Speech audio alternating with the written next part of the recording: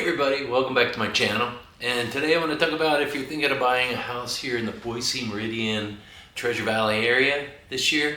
These tips could save you tens of thousands of dollars. I had some very real things happen this week and I'll share with you at the end. Most of the stuff I talk about here is what other agents won't discuss with you. It's not the fake motivational stuff. It's not date to rate, marry the house type speech. It's not this polished sales pitch pretending everything's perfect. I'm talking about real mistakes buyers are making right now, keeping them stuck in renting and destroying their buying power over the long term and costing themselves years financially to get into the market. No sugarcoating, no fluff here. Stay till the end and I'll share what I had happen this week that really could help you out.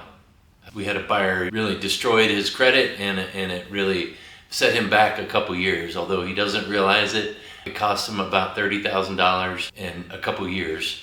And I'll share with a little bit more about that. But I want to jump right in is what are buyers actually looking for in the area? Here's the first thing that buyers care about right now in Boise. It's not really the home price. What buyers care about currently is, yes, the home price, but it's more about the monthly payment. And that's what people are searching for online.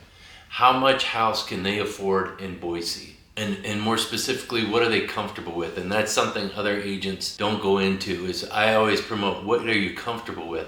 I can buy a lot more house and be house poor. That is not something I promote.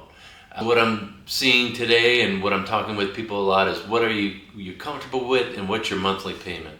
We don't want anybody to be house poor and give me a call in a year and regret where they're at. Smart buyers right now are focused on monthly payment, commute time, utility costs, insurance costs, taxes, HOAs, fees, and most of all, future resale value. It's not emotionally falling in love with the house, it's what they can realistically afford. And another thing huge buyers are looking at right now is location near jobs, especially near Micron. You'll hear me talk a lot about that. That's a high employment area that a lot of people are looking at. I used to work as an electrician, and I know what it's like to drive all over the valley, okay? Sitting in traffic, burning gas, wasting time. And by the time you get home, you're exhausted and you don't enjoy that family time. A bad commute affects your quality of life more than people realize. So buyers are searching heavily in affordable homes near the Micron area. Homes with easier commutes, freeway access, areas to future growth potential, and that trend is only going to keep growing. And we're actually seeing people going towards Mountain Home, which is almost 45 minutes from Boise, but it's to the east, not a long commute, like going through traffic going west. Another thing I want to talk about that I wish this buyer that I had previously would have come in for a buyer consultation. What I do with people, it's not what other agents do, take you out, get you into a home. I sit down, we take a realistic view of what's important for you and your family and what makes the most sense for you. Instead of randomly looking at houses online, we develop a strategy. Because most buyers are looking and scrolling through Zillow at night, saving houses emotionally without a real strategy. And that's how people end up frustrated, overwhelmed, or financially stretched, and they don't have all the information in place before they move forward. A real buyer consultation is where we figure out what monthly payment you're actually comfortable with, what areas make sense for you and your lifestyle, what your commute's going to look like, and what are your long-term goals. What matters to you and your family the most? Then we separate the difference between needs and wants, because those are not the same thing. A need is enough bedrooms, it's a safe neighborhood, a reasonable commute, and it's an affordable payment. Enough space for you and your family. Now, a want is a giant garage, the dream kitchen, the luxury finishes, the massive backyard, every upgrade imaginable. And there's nothing wrong with wants.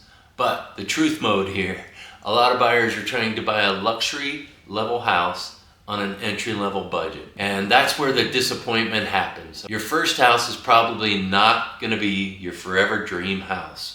What we're looking to do is to build long-term generational wealth. And the way to do that is long-term investment. Your first house is usually just a stepping stone, a financial foundation, a way to build equity, and a way to stop paying your landlord's mortgage. That's the stuff most agents aren't explaining because they're too busy trying to sell emotion.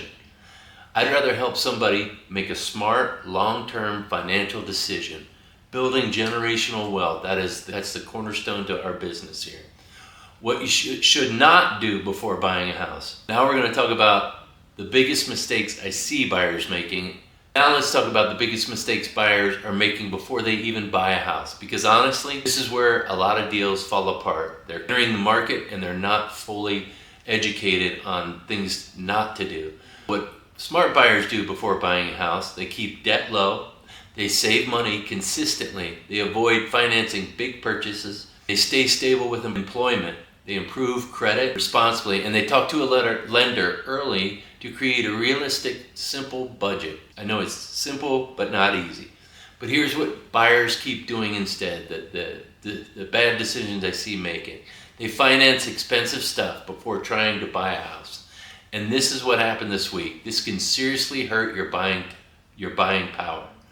I'm talking about buying trucks, buying boats, side-by-sides, motorcycles, furniture, giant credit card purchases. And I cannot stress enough, if you're trying to buy a house within the next 6-12 months, you do not go and finance a new vehicle unless your lender specifically tells you this won't affect your approval. And this is what happened this week. I'm going to put my home buyer outline for my class in the comments below, so you can download that for free. Feel free to call anytime, and I'm happy to help, even do an over-the-phone consultation.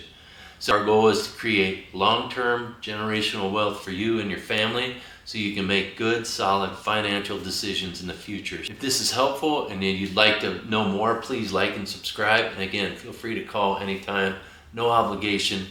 My reviews speak for themselves. I'm on Zillow as well as Google reviews. Feel free to read those. I'm happy to help people in any way I can. And if buying doesn't make sense, I'll help you buy a rental, but at least get you started on a path rather than renting indefinitely. I hope this is helpful. Please like and subscribe, and I'll see you on the next one. Thank you.